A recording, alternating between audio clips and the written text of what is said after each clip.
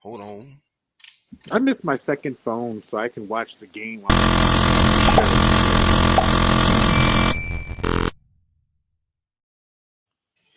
Yo, what's up, everybody? Welcome to the Gauntlet on the Sideline Sports Network. My name is James Tatum, reporting you from the Philadelphia area, all decked out in my Eagles gear. To my right, I got Toronto Denzel with the Blue Jays hat on. So you know who he's going for in the World Series. So Go Blue Stros. Yeah, he's not Canadian. He never went to Canada a day in his life, but diehard Toronto Blue Jays tonight because everybody wants the Dodgers to lose. Let's face the truth. That's what it is.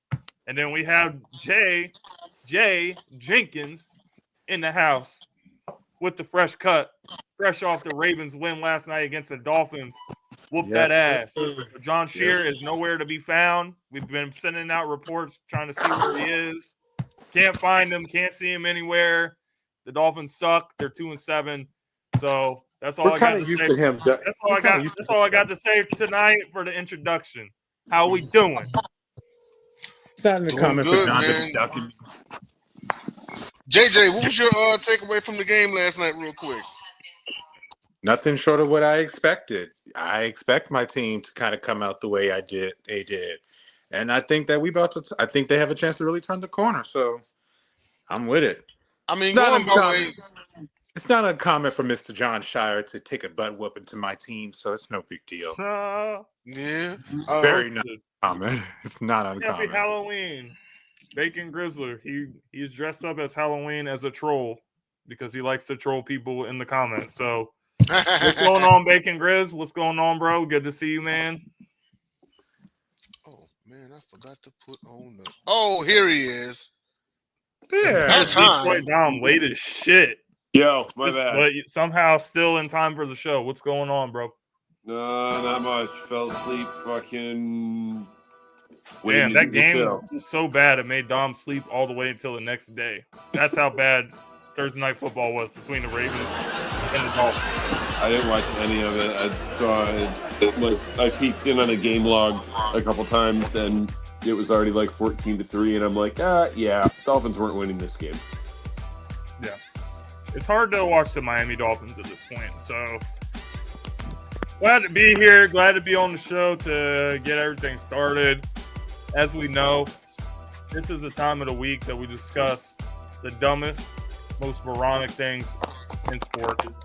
It's your favorite segment, or one of, the sports moron of the week. Who's going to kick us off tonight? I got it right here.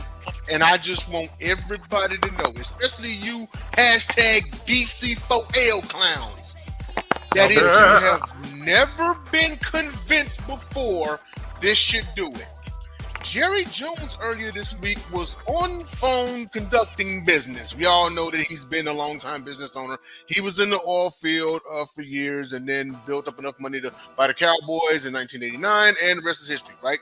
So he was on the phone. He was doing an interview with the Wall Street Journal, and he said, and I quote, "There's $100 billion present value with gas out there. That's why I'm talking to you on the telephone rather than trying to fix our defense with the Dallas Cowboys." With that being said, this is living proof. He don't give a damn about winning. As much as he may front about Dak Prescott need to do this and CeeDee Lamb need to do that. Didn't he also say something like the Cowboys only need like one player to fix their defense? Exactly. And is it anybody's shock and surprise that they gave away Micah Parsons and now they have the 32nd ranked defense in the league? I'm not saying they would have been a top 5 or a top 10, but it's obvious letting him walk was a huge blow. But that was my take. That was my sports moron. Of course, Jerry Jones is a freaking flyer. He's probably going to be a contender for sports moron of the year come January 2026. But just so y'all know, the man ain't focused on winning. I mean, Jerry could be the running for that award every single year, to be honest. Pretty much. Dom?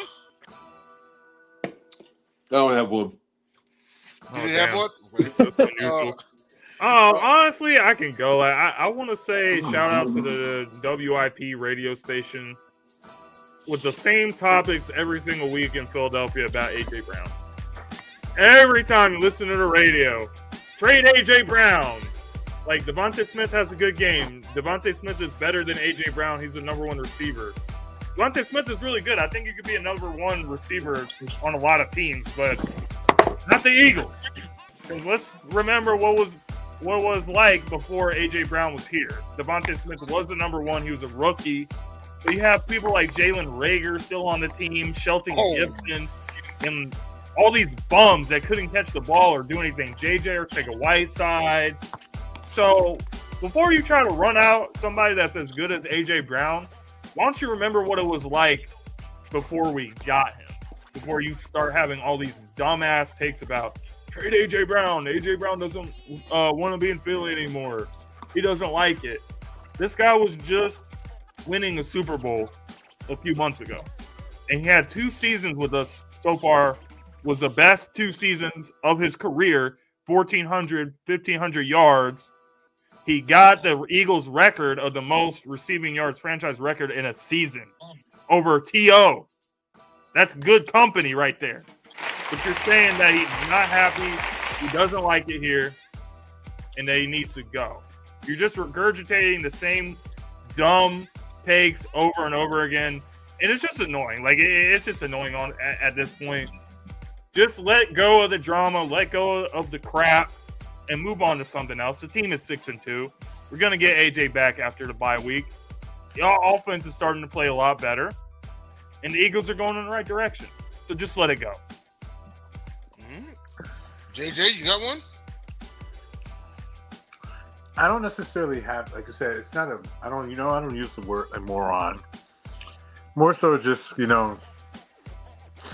sometimes you can't appreciate wins. Sometimes you can't appreciate wins. And I'm tired of my team always trying to get rid of our best tight end, Mr. Mark Andrews. I get just very tired of it.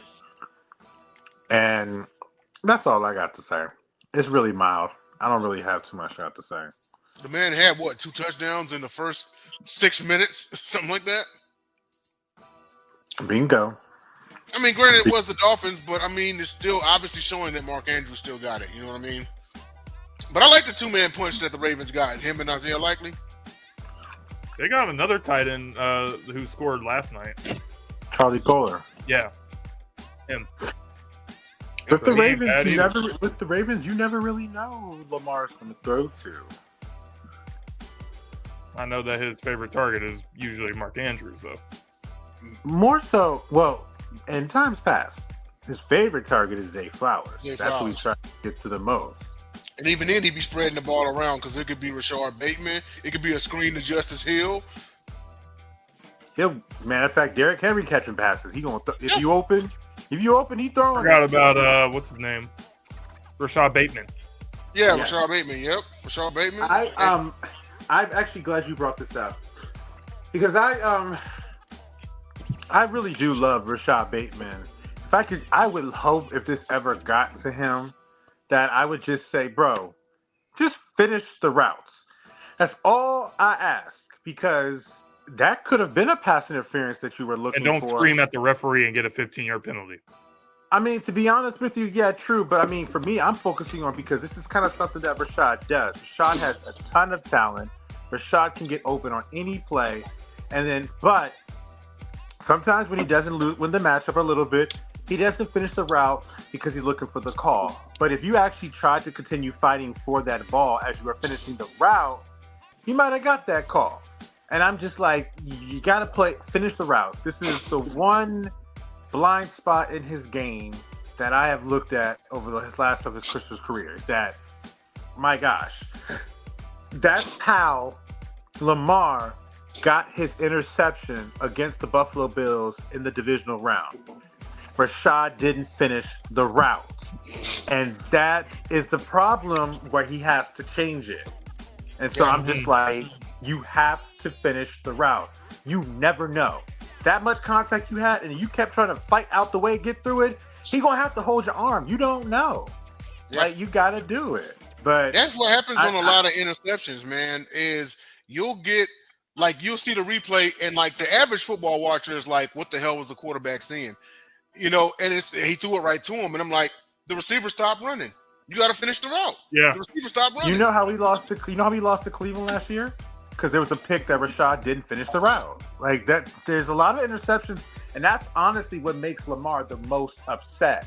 Is because it looks like he didn't throw the right pass, but if you watch, everybody's like, "Yo, finish the route!" Like, what is going on here? Yeah, you're supposed to. The quarterback is going to get the ball to where the receiver is supposed to be. Shannon Sharp said it. You don't wait until you get open. You throw your receiver open. Literally, that's what you're supposed to do. And Lamar does it every single time. He always throws to get his guy open. Like, I ain't got no problem. You got to be on the same page with your quarterback, man. You can't be out here running. I've also seen quarterbacks throw interceptions on these type of plays where the receiver is supposed to run a deeper route, and he just stops and does a curl or something and gets picked. Runs the deeper route. You're supposed to be on the page with your quarterback at all times. Communication. That's how you do it in the NFL. Rashad Bateman. That really disappoints me because I really like that guy coming out. I didn't think he was going to be the guy, but I've been waiting his whole career for him to be, a guy. Like he has so much potential. He's all right. Well, how old is he now? He's been in the league like 5 years. 25, 26. He is good. He has so much more, but he's not pushing through. I don't think he's that type of physical receiver that his body type would you expect for him. Because he's not as big as I thought either. Right. He's not as big, but he's not as strong as I would think he is. That's the reason why he can't sometimes get through some of his coverages and stuff. Where did he go? Minnesota, right? With his hands and if he had, let's say, I would say maybe a half of the grit that Anquan Bolden showed, he would have been a 1,000-yard receiver pretty much every year. Because at the end of the day, Anquan fucking monster though. Literally, like at the end of the day, real wide receiver right there. There wasn't too many balls that if he touched that you were going to take from him. His hands were so strong. And Rashad has strong hands too, because when Rashad touches the ball, he catches. Arizona should have won the Super Bowl when they had Anquan and Larry on the same team. I knew Bolden was going to be the guy from his first game in the NFL. Because it was against us. Because he had 12 catches and over 200 yards and 2 touchdowns. And I was like, I knew who he was, but it was still one of those like, who the fuck is this guy? Yeah. Yep. And Flacco used to love throwing the ball to him too. Mm-hmm. Oh, he did. When in doubt, throw it Flacco. When in doubt, throw to Anquan. Yeah. Bateman goes about 6'1". They're both the same height. Bateman goes about 6'1", 193. Bolden 6'1", 220. So yeah, but Bolden is way fucking stronger than him. Bolden's way stronger, yeah. It's not even close. All right, ladies and gentlemen, it's time to move on to the Gauntlet Grinders, the GG. Week 8. It used to be halfway through the season before they added an extra game. Week 8 of the NFL Best Player of the Week award goes to. Who's going to start us off? I got it. I'll start if you want. Wait, who wanted to? Go ahead, Jay. Okay. I said I can start. Go ahead, Jay. Just go clockwise. We'll go Joe, Dom, Jay, and me.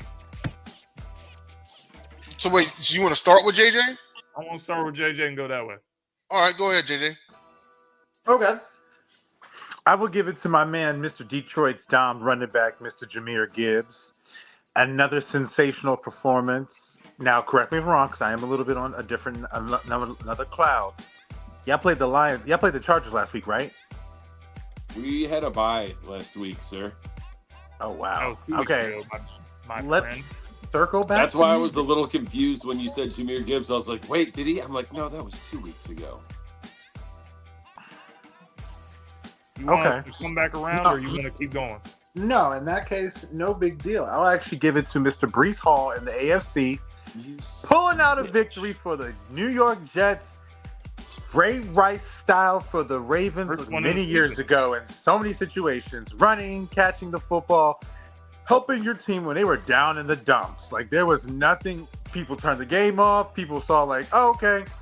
All right, they got 20-something points. It's respectable, but it's Justin Fields and them. They're not going to do anything. But no, That didn't stop them. They came out and they got their first victory. They are no longer in the win-less column. They got their first victory. And in the AF and NFC, Saquon Barkley. Woo! Gotta give it to that man. Yeah. Out the gate. Out the gate. It was 65 yards. And at the end of the day, people have sitting there. They're not realizing that as much as those people complain and stuff, this dude or whatever the case may be, that man ain't tripping. He knew his time was coming. All he had to do was answer the call, and that is a great way to go on top. I think he had over 120 yards, and I think he had 150. Boom, great. At the end of the day, if he's going, Philadelphia becomes really the matchup that is everybody doesn't want to face, that they all anticipated they saw for the Super Bowl. Shout out to Mr. Saquon Barkley. The NFL has got, it's funny because a couple years ago, we don't talk about running backs. And now we have literally a team, every team has an elite running back. Almost. A really great running back. All of us have elite running backs, and even though Jay's is still was a couple years ago, but all of us have some of the best backs the game's ever seen as played this year in the last decade. I might have the best, but that's another conversation for the overall career. But that's another conversation. All right, who's next? It's Dom's Jake turn. got the ring. Coming up. Well, I was screwing. Can I find one last second? Sure I can. Okay, AFC. I'll go Drake May. 18-24, 282 yards, 3 more TDs, and no picks in a win over the Browns. I don't know if I said it maybe on Wednesday or last week, but we got to put Drake May in the MVP conversation, at least as a dark horse. Now, I do remember saying it because I remember using the phrase dark horse along with Drake May. Dude is just really good. I mean, I think a lot of us saw it from the beginning. I liked what I saw from Drake May out the gate last year. Like, I never thought he wasn't putting the one-loss record together, but, that team, I would say, New England, they're still rebuilding, but now they're on top looking down at the Buffalo Bills in the standings, and Buffalo's got some work to do. So, yeah, Drake May. NFC, much as it pains me to ever give any Packer any props, got to go Tyler Kraft? Tucker Kraft? Tucker Kraft. Kraft Tucker cheese. Kraft.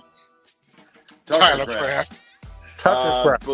Tyler Ingram. Pretty sure he had the best game of a tight end in the league this week. 7 catches, $143, 2 touchdowns. They beat who Green Bay beat. I really don't even remember. The Steelers. Oh yes, the Steelers. Thank you, Green Bay. Great game for him. Staying ahead of my Lions by a half game, beating a team that is a division leader in the Steelers. And yeah, I mean, I knew Tucker Kraft. He's really, really good. There's a bit of an ongoing. I won't say friendly because we hate Packers fans and they hate us, but they all swear he's better than Sam Laporta. I'm not so sure. Laporta's got a bit more of a resume, but yeah, Tucker Kraft is really good. If we didn't have Sam Laporta, I would take Tucker Kraft. So yeah, that's it. All right. JT? I believe you are the next one up. Oh, okay. Nelson. All right. Well, got to give it to my guy, CJ Stroud. He 3rd year in the league, and we're using terms like dial back the clock. 30 of 39 for 318. 2 TDs, had a lone interception, 106.6 passer rating, and a victory over the 49ers, 26-15. That was a pretty stout Robert Saleh defense that he shredded.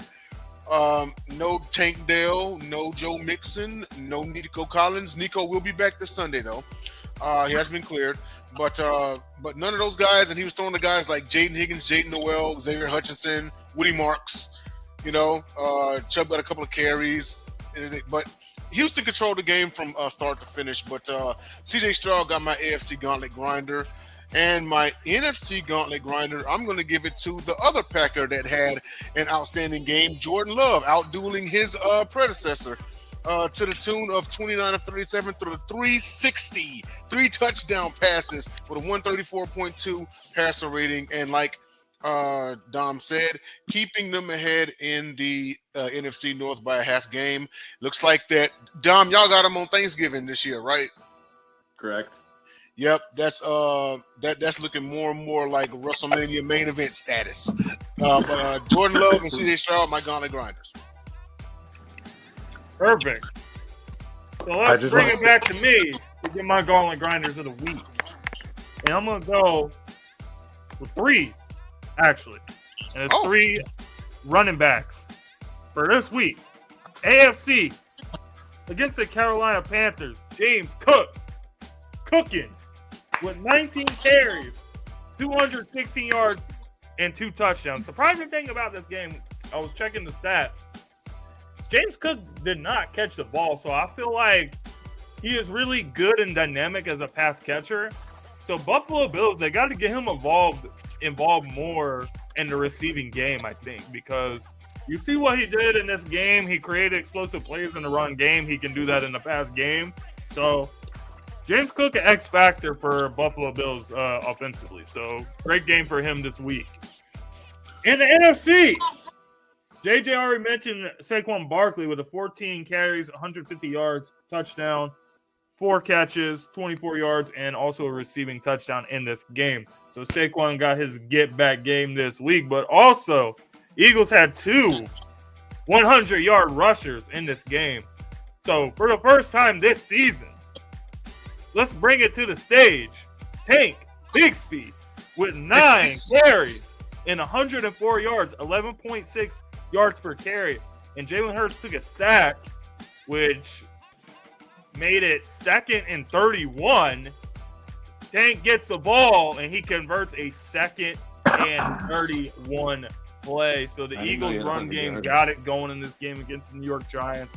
Feeling good about themselves going into the bye week, and they will play the Green Bay Packers coming up. So that will be a great game, but great performance by the offensive line, great performance by the Eagles run game in this 38-20 win against the Giants. Ladies and gentlemen, it's time to see who knows ball. So I have 5 questions for us, and Dom also has a bonus question. So there's 2 answers to the first question. If you guys guess one of them, I will give you the point. If you guess both, I will give you 2 points. All right. Which school had the most offensive linemen in the Pro Football NFL Hall of Fame?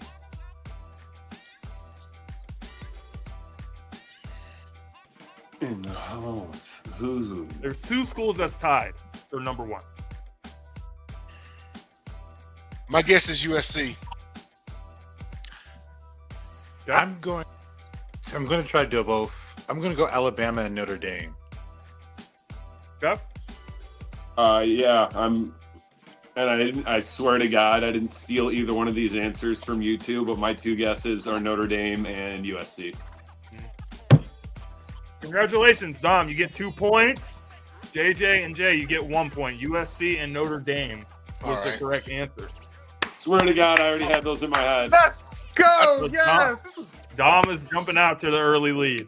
That was a tough one, so good job on that one. You have to remember like early days. I got my answer to know the answer to that, because I got my answer. Most people probably would say Ohio State or Alabama or something like that if you don't know. But I thought of Anthony Munoz, and I was like, say USC, because Munoz is in the Hall of Fame, and he went to SC. So cool, awesome question. I mean, back in the day, Bear Bryant did have like everybody and stuff, but I knew Notre Dame was definitely one of them, just because I know their history in the NFL and what they do with offensive linemen. That was a given. But USC, Notre Dame probably has a lot of Hall of Famers. they do. Not just offensive line. Because we know that Joe Montana also went there. I was Next gonna say, question. Joe Montana, he was pretty good. Yeah, he was all right. Next question. Which NFL wide receiver became the fastest player in NFL history to reach 10,000 career receiving yards, accomplishing it in just 104 career games? Torrey Holt.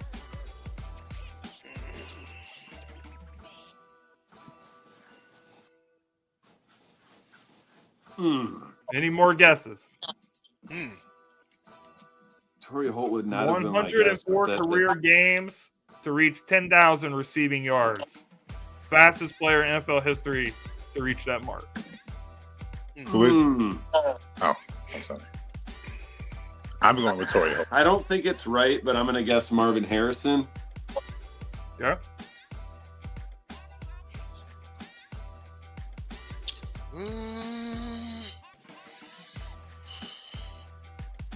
I think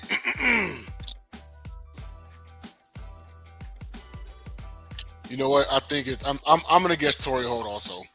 I'm trying to remember an old graphic that I saw, and I thought I saw his name up there, and there was a player that might have surpassed him, something like that. But yeah, I think I'm gonna guess Torrey Holt also. Okay. Really good guesses, guys, but you are all incorrect on this one. The correct answer is Julio Jones. Damn, Wow. I was going to say that. Wow. I was looking that way too. I was like, okay, what's the new guy? It was like, it's got to be. Once I say the answer, you guys are all like, damn, I knew it. All right. First Super Bowl game in which both starting quarterbacks passed for 300 plus yards against each other. Oh, that's fucking tough. Two quarterbacks. Think about all the quarterback matchups that we've had.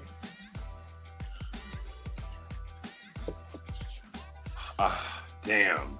All right, I'll give you guys one hint. One of these guys is considered to be arguably, if not the greatest of all time. The other is basically forgotten. Nobody even will remember this guy's name probably until I think I got it. Maybe.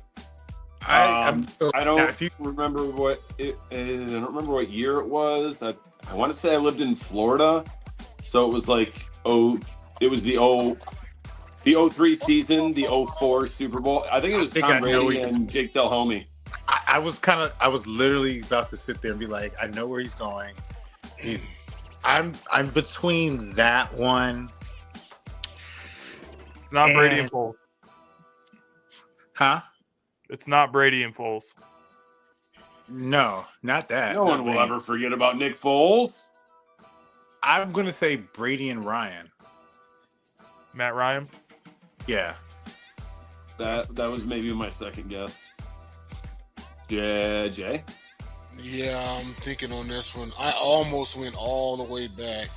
He said one will be forgotten in the career. It wasn't. I was gonna say Montana Marino. No. I was gonna say Montana Esiason, but people still remember Esiason. I'm gonna switch after Jay. I'm gonna switch mine. No. Go ahead. I'm still thinking. After yours. After you. Okay. I'm gonna say. Shoot.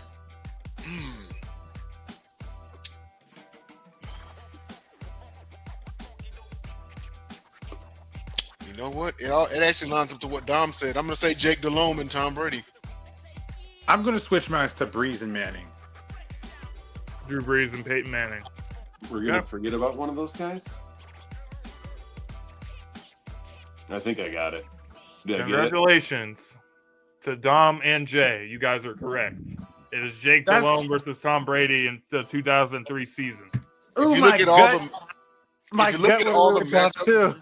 If you look at all of Tom Brady's opponents in the Super Bowl, the least known one is Jake Delhomme.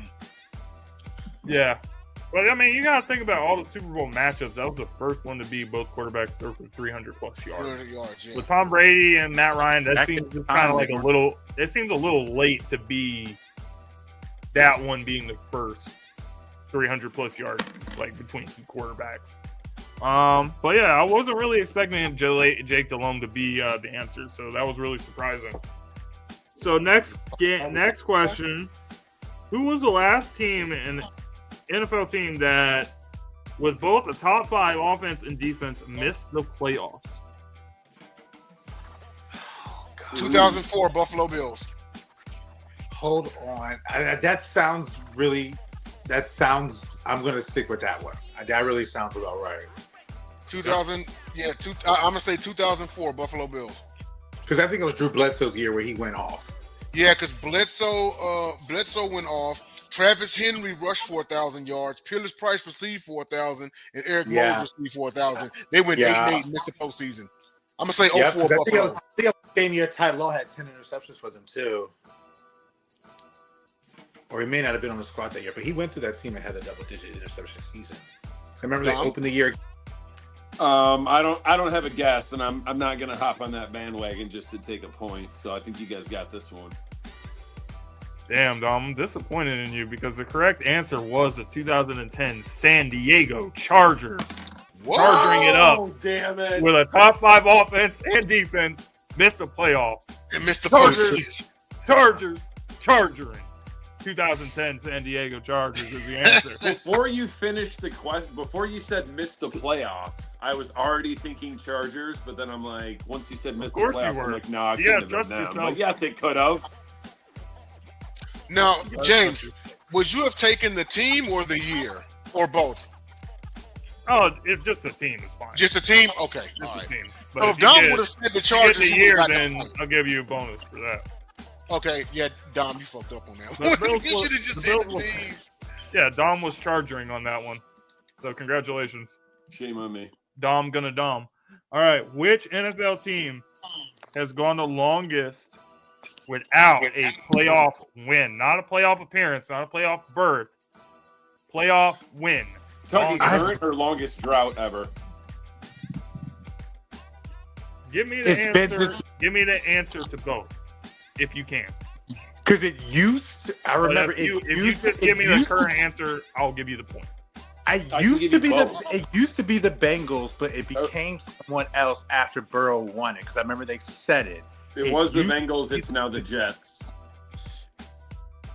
Chuck?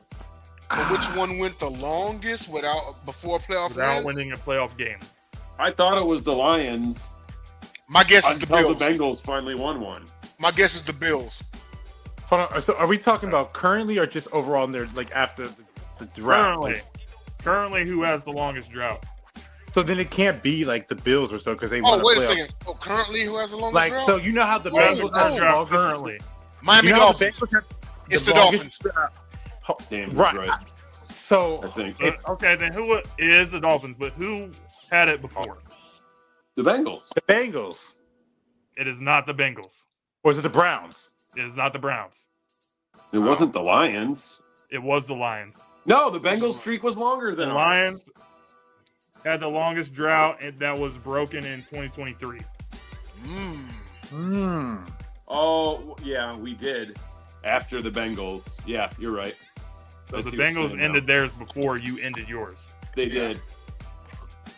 So, I guess we will go to Dom for the bonus question. Okay, two-parter.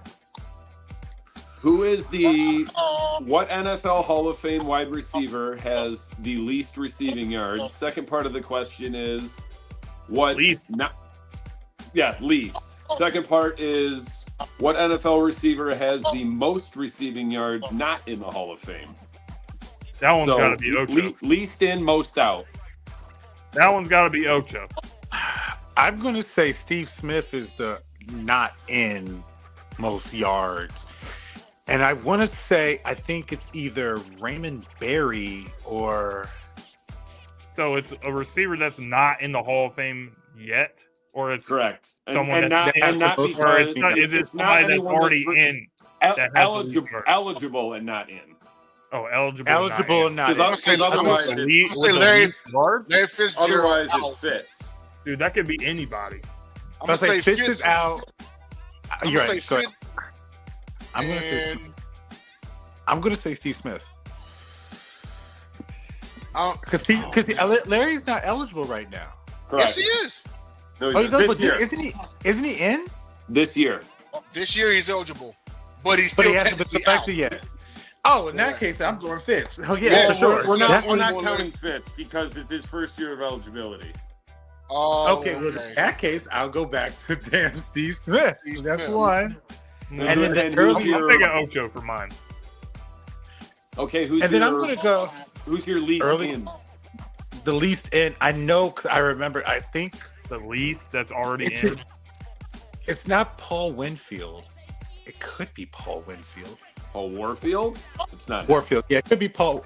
Well, not or Raymond Berry, because it's one of these 60s, 50s, 70s receivers got in there with like 7,000 yards. I'll give you a hint. It's not anyone from before we were born. Not even close. Okay. Oh, okay. Hmm. Is it The- Sterling Sharp? I was gonna go. He just got in. He's in now, isn't he? Yeah. Yeah, then he was in as of this year, actually. Ooh. His career was kind of cut short with injuries, so I'm thinking that's a pretty good guess. Oh, hold on. Oh man. This one's tough. Ooh, early, There's no one. but the least amount of yards, but in the Hall. No, I don't think Hines Ward's in. I don't think Hines Ward's in there. Ward's not in. I was gonna say I don't think he's in there. Least amount Is that's Antonio in. Brown eligible? He is. Yes. All right, then I'm gonna pick Antonio Brown instead of Ocho. Thank you, and I'll switch mine from Spitty to Antonio Brown. Thank you. I'll switch it now. Didn't realize that he was eligible. I will switch it to Antonio Brown because that 6-7 year run was insane. But It's got to be AB. Yeah, I'm gonna say most out. I'm gonna say most out Antonio, and then least in. Ooh wee, least in. I hate this. Least in. That's what makes the most I don't know, out man. is easy, but the least in is so hard. I'm gonna say Kellen Winslow, the first one, the daddy. But he's a tight end. Receiving yards, Yeah, receiving yards. it's a wide receiver. Oh, it's a wide receiver. I was gonna say he's a tight end. Yeah. No, Bacon Johnson's in the Hall of Fame. No, it's like it's not Reggie Wayne because he. It is not Reggie Wayne. Hold on. He's close though. No, because I look these things up all the time, but I just can't remember who has the little Hall of Fame asterisk on the chart with me because it's there. Gosh, hold on. Okay. Damn. Okay, it's probably not Sterling Sharp. It is not Sterling. He dominated. He killed. He had 8,000 yards in 7 seasons. In 7 seasons, yeah. I thought he only had like 6,000. Bacon, he was inducted last year. I give up. Me too. Yeah, man. Okay. Go ahead. Least amount of yards in the Hall of Fame at number 37 with 11,619 yards. One, Calvin Johnson. Wow. Really? Makes I was sense. surprised too. I didn't think he was that far down the list. I didn't think he was going to be dead last. Most yards and not in the Hall of Fame, 8th all time with 14,731. JJ, you shouldn't have switched your pick. It's Steve Smith. It was Steve Smith. Wow. Reggie Wayne is 10. Bolden's 14. Henry Allard. Well, hold on a second. How many yards does Antonio Brown have? Like 13,000 or so, I want to say. He's below Steve Smith. 12,291. That is so crazy. close. Damn, it's fucking close. Oh, that is crazy. That's so. That's okay. We used to be on the right track. That was good though. That was a good one. When that popped into my head, I'm like, ooh, this is a good one. I think that was pretty good. If I was asked that question, I don't know that I would have got either one of them. I think everybody got on the board tonight. I think Dom ultimately was the winner because he got both USC and Notre Dame. That was the first one. Yep. So good job, bro. All right. You know ball. You do, man. That was fun. That's All a right, fun tune in for next week, man. Tune in next week. See who's going to have the most ball knowledge. Next up on the show. Pause. Oh, let's take a little commercial. right back. Oh. Okay.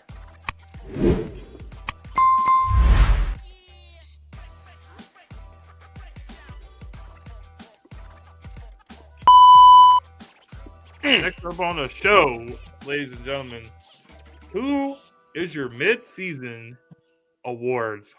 Starting with Coach of the Year, JoJo. Who you got? It's got to be Mr. Colts man, Shane Stitchen. At the end of the day, out of nowhere, and it's the thing that I think is most impressive is they don't look like a team that's had a couple of things get lucky, go their way, and they've been able to win these games. They've actually been the team that looks consistently in control, and that's a testament to him and what he's been doing his team, because he's brought a really effective offense and reanimated that, everyone taking care of that. Comeback player of the year. Oh, he's just on Coach of the Year. I think he was trying to go around. Oh, we're gonna go back around. Yeah. Oh, there you go. Coach of the Year. Yeah, it's Shane Steichen, hands down. No one was. I mean, did anyone pick the Colts to finish any better than second, maybe third in that division? Especially with Daniel Jones at quarterback. Mm-hmm. We'll get to that too. Who is now considered an MVP candidate too. I still need to see more from the Colts and Daniel Jones before I fully buy in. I mean, it's the fucking Colts. I heard somebody say on the radio the other day, that's a tough place to play. Really? Because I was there last year and it was 55% Lions fans. Well, they round the corner. Tough place to play. Maybe the Lions are just a really good traveling fan base. We do travel extremely well. Don't let Dom fool you. Act like they only about an hour and a half, 2 hours away. That is not a ride. That is easy pickings to get 4 down hours, but anywhere within 4 hours, we taken over. Mm-hmm. It's a day's drive. I mean, it ended up being a different situation because Burrow was out, but I feel like there was a lot of Honolulu blue shirts in Cincinnati that game earlier this year. Because I know probably 50 people that were at that game. Yeah, well, David Montgomery is also from Cincinnati, so that also helped. Mm-hmm. That was a 6-hour drive. It's only 4. Anyway, Denzel Snipes, Coach of the Year. Who was your pick? Well, I'm number 3 in picking Shane Steichen. No one saw the Colts coming, and they seem to be putting it all together right now. And barring a slip-up, and I know people have been looking at the Colts and who they played and everything like that. Look, if you're a Colts fan, be enjoying these wins. They're on top of the NFL. He's finally put it together just 2 seasons ago, finished the game out of the playoffs in a win-and-end situation. Didn't get in last year. And now this year, they are at the top of the AFC South. So far, it is a head coach, Shane Steichen. Okay. I mean, Shane Steichen's a favorite. There's no doubt about that. And what the Colts has done, nobody expected. I want to try to make this at least a little more interesting. I think that Mike McDonald with Seattle would not be a bad pick either. With the Seattle Seahawks 5-2, Seahawks are pretty good this season. And then you also have Vrabel with New England Patriots. Could also be a big pick. But I agree that Steichen should be the favorite. For right now, he'll probably be my pick. Okay. Next up, We're going to go in reverse this time with the comeback player of the year. And who else could it possibly be other than Daniel Jones? Coming off the waiver wire, the Giants, left him to die. He finished the season as a backup to Sam Darnold in Minnesota, hits the free agent market, has a competition with the number 5 overall pick, Anthony Richardson, beats him out in camp, and everyone was pretty much laughing at the Colts at that point. Like, really? Daniel Jones is your quarterback? What Daniel Jones has done this season, nobody expected it at all. He deserves his credit, and he's going to get paid this offseason, no question about it. He could be the Colts quarterback of the future. So, I got Daniel Jones. Does anybody have any objections to that? So I have a little question about this because it seems like the criteria for what is considered comeback of the year, it seems to change, because is it based off of being because he was benched and he rebounded, or is it about from a guy that comes back from injury and whiles out? Because I remember one year where there was a player that actually was better than the guy that had got injured, but because it was a severe injury for Alex Smith, he won comeback player of the year, even though his numbers statistically were not better than the guy that came back after being benched. It changes a lot. Like, people were trying to give it to DeMar Hamlin. He definitely didn't deserve it that season, was getting a lot of sympathy. So Flacco deservedly got it that year. But as far as what's going to happen this season, I don't see someone else that really could challenge Daniel Jones for this award. Well, because he wouldn't be my person that could do it, but I just have to. He's not going to win. They're not going to give him the MVP. I don't think he would get that either. I think in days past, it was more typically a player that came back from injury rather than someone that just rebounded from a poor performance or wasn't expected to do anything. Because I always forget that last year, Joe Burrow won comeback player of the year when I think it should have been Sam Darnold. But because since he didn't even make the playoffs, but Burrow had a spectacular season. He was hurt the year before. They did that because they honestly did that because they wanted Burrow to be the MVP, but they couldn't give him with the Bengals record. Right, that too. Mm-hmm. But I agree with you. It probably should have been Sam Darnold. Yeah. Just don't. I think so. Everyone on the panel is pretty much agreeing on Daniel Jones. No, There's not really somebody else that you I'm can name right now that deserves it more. I'm not, but that's why I'm still holding out, because I don't qualify him as comeback player of the year for me. I don't qualify it. So everybody else is, but me, no, I don't qualify him. He would be my choice. I feel like he would be better suited for offensive player of the year before comeback player of the year. We'll get to that. I mean, if we're going off horrific injury, you could go Aiden Hutchinson. Him and his looking at him and his that, $180 million. and then I guess it's like it's just, I don't know. I mean, y'all can go with Daniel Jones, but maybe mine's is TBD. It's mid-season. It's mid-season, but okay. I guess we all agree on Daniel Jones. Next up, 3 or 4. Offensive player of the year. This one's tough. It's got to be Jonathan Taylor. Yeah, he's my pick. Leads the NFL in rushing. Touchdowns by a wide margin. He's looking like the Saquon Barkley of this season. 850. So he's on pace for almost 1,800 yards. That's pretty good. Yeah. Pretty good. He was actually, because I actually switched it up a little bit because I didn't just want to fill the entire sheet up with just Colts, and besides, I got Jonathan Taylor under somebody else. It's okay. It's like that one year when I'm gonna give you another contender. Okay, I'm gonna say Eagles quarterback Jalen Hurts. 20 total touchdowns, 15 passing, 5 rushing, only 1 interception. Only one interception. And has a perfect passer rating game under his belt this season. I mean, that's why I would consider Jalen as MVP, but we'll get to that later. So for me, it's he's either going to get this one, he's going to get MVP, and I was going to say Patrick Mahomes. He either gets one or the other, because the way he's looking and the way they're looking, I think he's getting. If he's not getting MVP, I think he'll get Offensive Player of the Year. But if not him, it would be Jonathan Taylor. Okay, fair enough. Okay. Could we please? Could Jonathan Taylor please win him? Could anyone but a quarterback please win MVP for once? It's been long enough. DPOY next. Who would be your guys' pick for Defensive Player of the Year? I picked Hutch. 6 sacks, 4 forced fumbles, 39 quarterback pressures. On his way to another double-digit sack season, but another very damn good pick would be Myles Garrett. That's who I was going to go with. That's who mine. That's mine. Go ahead, JJ. They lost that game. He had 5 sacks in, didn't they?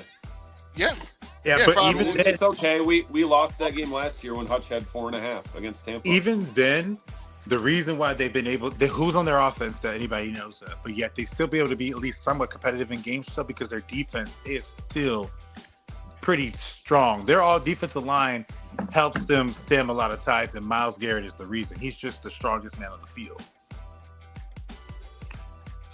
Michael Parsons, a slight betting favorite over Myles Garrett. I thought about saying Parsons, but I forgot about Garrett. Followed by Aiden Hutchinson. Mm-hmm. I mean, I think that when it comes to these awards, a lot of it does have to do with storylines and PR and everything. And so if Micah has a really good season, it's going to be the topic of the year. Like, how could the Cowboys get rid of him and everything like that? So storyline is also something you have to take into consideration when it comes to these awards. So I will give it to Micah. Micah, okay. I'm not mad at it. I thought about picking him. But Myles Garrett is probably having the best year of anyone. All right, ladies and gentlemen. MVP. Who is the MVP of the league? Number 28 for the Colts. I did put money on Mr. You guys know he ain't going to win it. Blue jersey. They don't give the MVP to Saquon Barkley last season. And how the hell is Jonathan Taylor going to be the MVP? Something got to change sometime. Something got to change sometime. That boy in Indy. That BOY in Indy. Please tell me they retired those god-awful black jerseys where they look like the Duke Blue Devils. I think they did. I'm sorry. Yeah, now the Lions have them. I put money on that man, number 15 in Kansas City. That's who I think is going to win it. I think he's had back-to-back 4+ touchdown games, no interceptions. I think he's back to doing his normal thing. Yeah, I got them, especially if they continue. And I'm hearing how people are talking about them, and I usually know what happens when a team gets talked about in that light. They are not considering the Colts as the best team in the AFC. They are considered the Chiefs. And when you talk about that, they go to the number one person. The Chiefs has already been there. But my thing is, I think with him, the way he's playing, I see MVP.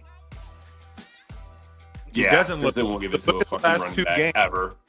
And he also came back and played against the top Detroit Lions team and looked very good.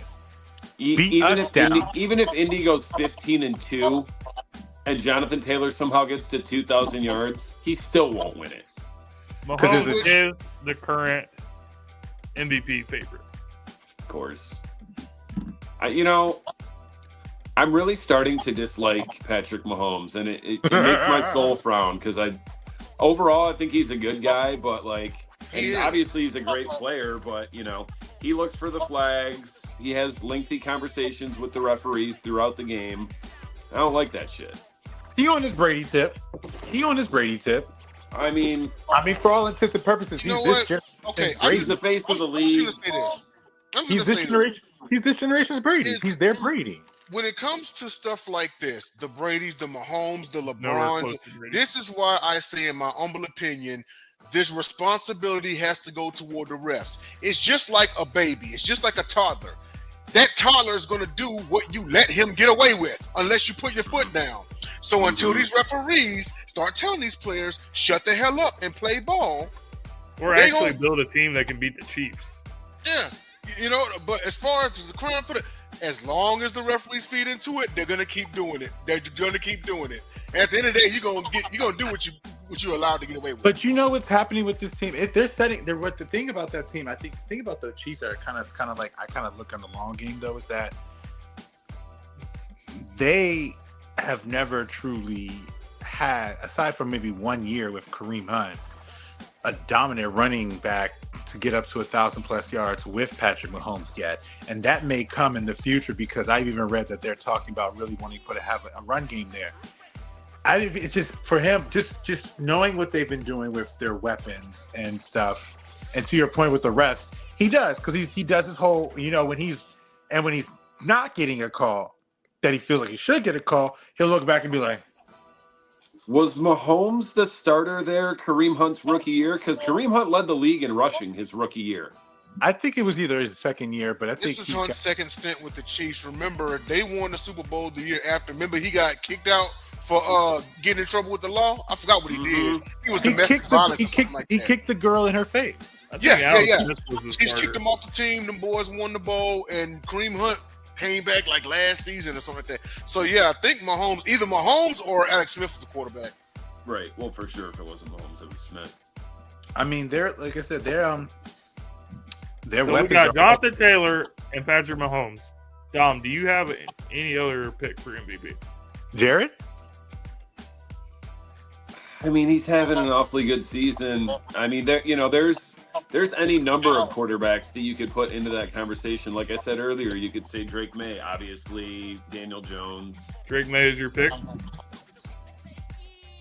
I would probably take Drake May over Jared Goff. Their numbers are roughly equal. Their records are roughly equal, but I don't think, like, you know what you're going to get performance-wise from Jared Goff. And I even though we were all pretty high, are still all pretty high on Drake May, I would give it to Drake May before Jared Goff because he's doing more with less. I mean, could you even name me? Well, we all could because we're nerds, but could your average fan name, 2 receivers and 2 running backs on the Patriots? Probably not, whereas people know our weapons by name. They know Amon-Ra. They know Gibbs. Stephon Diggs and Booty.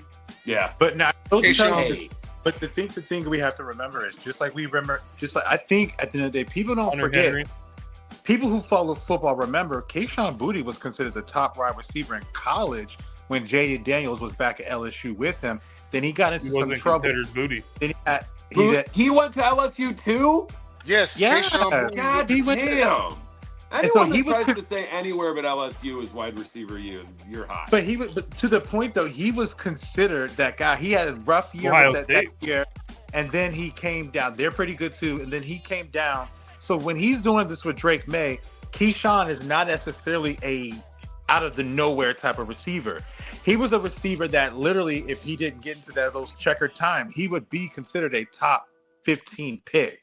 And so he's pretty good as well. Hunter Henry is a great tight end, but I get what you're saying on that point. But I think a lot of time, today's unknown is tomorrow's superstar. And I think what we're seeing now is you're seeing these guys on the Patriots that are now about to become, just like the Bills with James Cook over his last couple seasons, you're about to see they become names that people remember. Because for your team, not too many times, not too people knew who Amon-Ra St. Brown was. He was a third round pick and everything came out of nowhere. It's just he was unknown, but he became tomorrow's superstar. And I think the same could be said about the teammates that he has because they're pretty good. I think at the end of the day, I'm learning that I want to get past this whole, if we're going to make the argument, let's change the way we view the other players and stuff. Because we seem to kind of get on them and then, we don't know. Just because you don't know them does not mean they're not good players. It's like, how many, we just talked about Steve Smith. Great player, but people don't know him. But he had a great thing now. But it's like same here in the NFL. It's like you have plenty of great players that most people don't know about because they all watch their favorite players. They all watch their favorite team. Then when they watch them, they're like, oh, wow, who that? Then you hear their fan base be like, he been that. You if just you got don't hit. know about Steve Smith, you're either too young or you just everybody knows Steve Smith. There was another Well- Steve Smith in the NFL. I was gonna say, wait, at the very beginning when he said Steve Smith, I was gonna say, wait, are we talking about USC Steve Smith? Super Bowl winning giant Steve Smith. Yeah, that's Steve Smith out of USC. Hey guys, we With gotta get this Mission- non-sports topic. Sorry, We're right. already about to go in overtime. My bad. Oh, so I don't get to make my pick. Oh do. shoot, go ahead. I thought you. Oh, go ahead, James. First of all, somebody already said it in the comment section, but Jalen Hurts is not getting any consideration to the MVP, and I don't understand why. 15 touchdowns passing, 1 interception. 20 total touchdowns, and only like 2 of them is everyone say, oh, he's a tush push merchant. He only scored like 2 touchdowns this season off the tush push. So the Eagles are balling. Jalen is balling. 153 passer rating one of these games. If he keeps playing at this level, and the Eagles are like one of the top teams in the NFC, he's ultimately not going to get the MVP because he just doesn't have the PR. Because everyone hates on him and says his style of play is not aesthetically pleasing. But he's balling. He's playing out of his mind. He just got to keep doing what he's doing. So I think he should be in consideration for that. And I'm sticking to it, homer or not. You know, I feel like maybe Ain't it's nothing wrong with being a because- homer, bro. Maybe it's That's a because good pick. Mahomes is the ultimate stopper in the AFC, but in the last 3 years, the guy who won the MVP, a quarterback obviously, has not won a Super Bowl because Lamar's got 2 of them and Josh Allen. So it's a I actually different. don't it's- remember was Brady the last to win the Super Bowl and the MVP in the last? And win the MVP? Yeah, see how far back you got to go. Yeah, I mean it's a different No, story I thought- in the wasn't Mahomes in NFC. Oh no, Matt Ryan was the MVP that season. When Mahomes Or I won, guess Mahomes did do it. Mahomes was the last one to do it in 2022 because he won MVP and won the Super Bowl. Yeah, that's right. Damn. I can't believe I missed that. All right, non-sports topic. Create your lineup of food for the tailgate. Appetizer, entree, side, and whatever drink that you want. Kind of like last week with the fast food thing, but tailgate or, having friends at your house or whatever, football party, Super Bowl party. What you want? All right. You want to go, JJ? you go ahead. Okay. Well, for appetizer, you know what? For appetizer, I think I'm gonna go with some seafood, man. I'll just go ahead with some probably some cocktail shrimp. Like the peel, the easy peel. Good With the cocktail choice. sauce. You gotta have it. I'm bougie with it, so you gotta have it in the The ring. ring. Sauce in the sink in the center. With the, You know what I with mean? the bowl in the middle. With the bowl in the middle. Entree. Can't go wrong with the lemon pepper wings. I like a mix of drums and flats, of course. Some people prefer all flats. That's cool. Or all drums. That's cool. But definitely the lemon peppers. Fried hard. Unbreaded. I do like the breaded, but I would go with the unbreaded fried hard. And then beverage and ice cold beer. I go to a sports bar, and typically that's what I'll get. Is I'll go grab some wings and then just like a tall glass of Blue Moon or Modelo or Dos Equis or something like that. So that's my lineup for game day.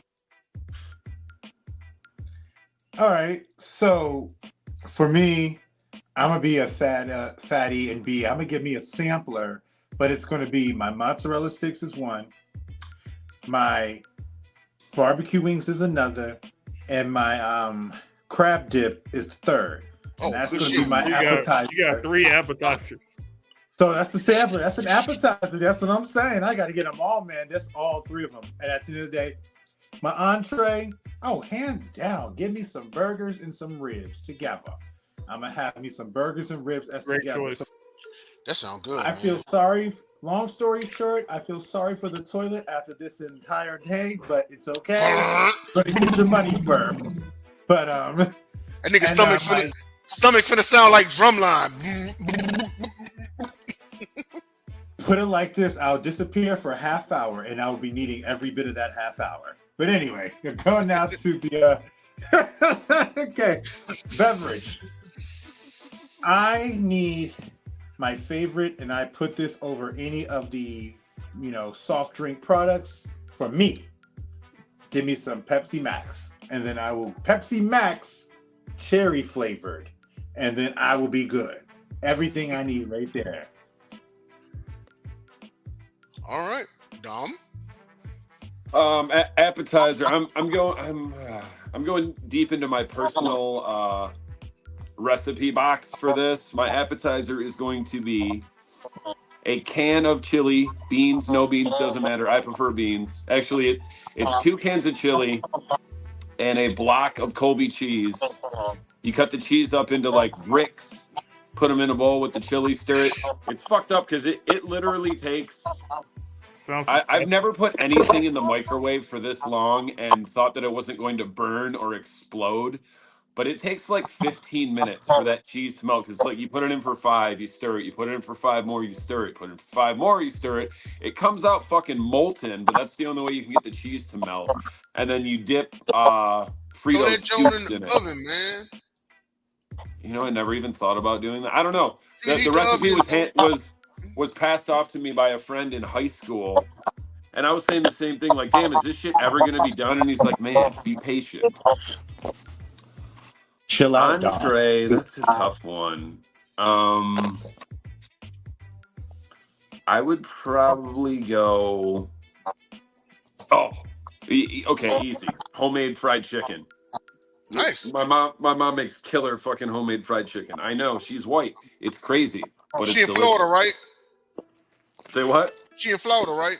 Mm-hmm. We going. Makes sense. We going.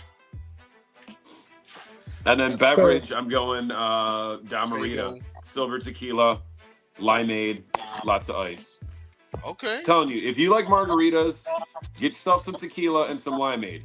Good limeade, like the shit in the jug with the pulp or the frozen shit in the can. It's like not with the pulp. People don't want to make mixed drinks with lemonade, but they go and get fucking Country Time or some bullshit in a bottle. If you're ever any limeade, lemonade, anything like that, it's got to be the real shit with the pulp. Okay, that's fair. That's fair. All right, I think James. Good. What you got? My appetizer is buffalo chicken dip. I knew he was going to go buffalo chicken. It's easy. It's so easy to make it. So, just like shredded chicken, cream cheese. What else? Buffalo chicken, cream cheese. Probably a cup and a half of whatever sauce that you want to put. I usually use the Frank's Red Hot. On everything. Optional, but I also put jalapenos in mine just to add like a little bit extra kick to it. Okay. It's good, man. It kind of fucks my stomach up, but it's still good. It's worth it. Still worth it. So that's my appetizer. I gotta stick with the ribs on the entree. Like I love me some good ribs. So ribs is always a really good choice. You can also do wings, but since I already picked buffalo chicken dip, it seems kind of redundant to do buffalo wings, buffalo chicken dip, buffalo everything. But you really like buffalo, though. Sure, I do. But like, I'm gonna roll with the ribs on this one. For side, you can do mac and cheese. You can do some deviled eggs with some good spices. I would say either one of those is my favorite. And then as for a drink, I'm not really a crazy drinker, but you can't go wrong with a Diet Coke and a Jack Daniels mix. Oh. Why you hate? Well, 1, because I hate Jack Daniels. 2, because I hate Diet Pop. But first and foremost, I'm trying to watch my calories, man. Stop. No, I'm being dead serious about this. Stop drinking Diet Pop with liquor. It is horrible for you. Horrible. Okay, then one Jack and Diet does as much damage to your liver as 4. It can't be that much worse for me. I mean, soda's not really good for you in the first place. It's not, but one of those weird chemicals that's in Diet Pop, it fights with the liquor and it stays in your liver for 4 times as long. I learned this in a drug and alcohol class like 25 years ago. Is it the same effect if he replaces the Diet Coke with, say, like Coke Zero or something like that? Yeah, anything. All right, now we'll just have a regular Coke.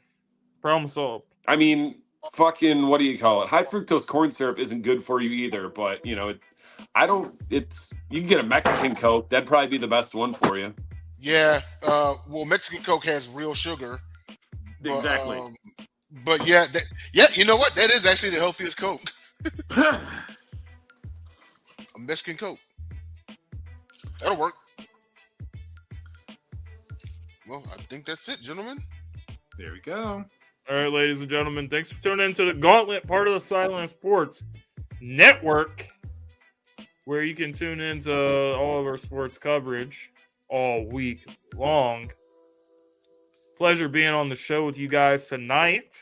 Definitely. Looking forward to this Wednesday night to do another episode of Picked Off to predict Week 9 in the NFL. So, we will see you guys on the next episode. See y'all later, man.